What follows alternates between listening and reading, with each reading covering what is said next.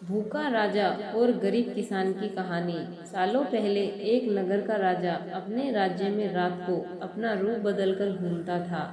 वो रूप बदलने के बाद लोगों से मिलकर अपने यानी राजा के बारे में जानने की कोशिश करता और उनकी समस्याओं को समझता था।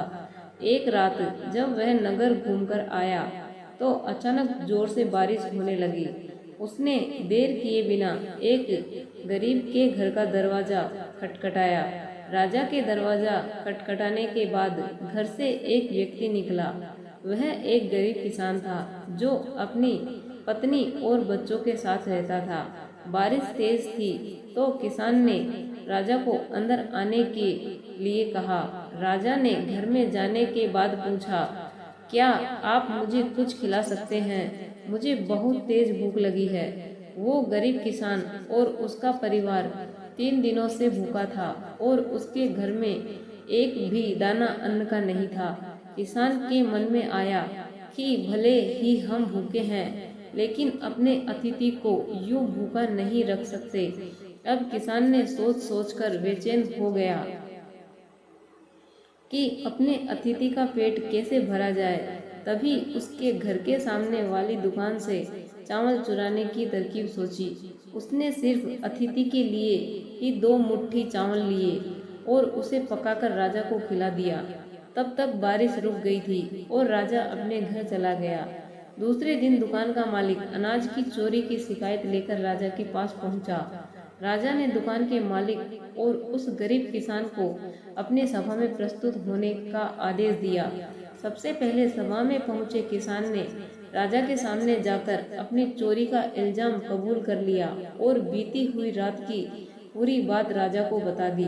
किसान राजा से कहता है कि मैंने चोरी की, लेकिन मेरे परिवार ने उस अनाज का एक निवाला भी नहीं खाया।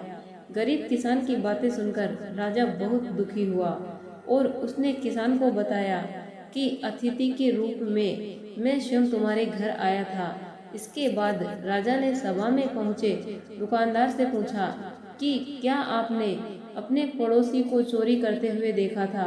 दुकानदार ने जवाब दिया कि हाँ, मैंने इसे रात में चोरी करते हुए देखा था।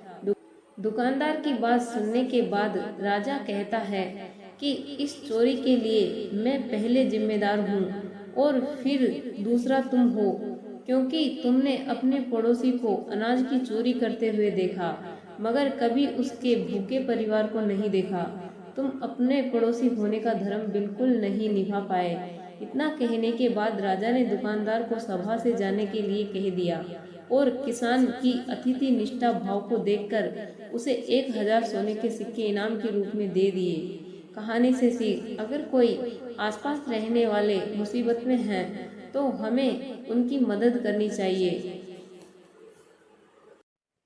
तो फ्रेंड्स, कैसी लगी मेरी ये कहानी? यदि पसंद आई हो तो वीडियो को लाइक और ज़्यादा से ज़्यादा शेयर करें। ऐसी ही रोचक कहानी और जानने के लिए हमारे चैनल को सब्सक्राइब कर लें और बेल आइकन को प्रेस कर लें ताकि आने वाली हर वीडियो की नोटिफिकेशन सबसे पहले आपको मिले।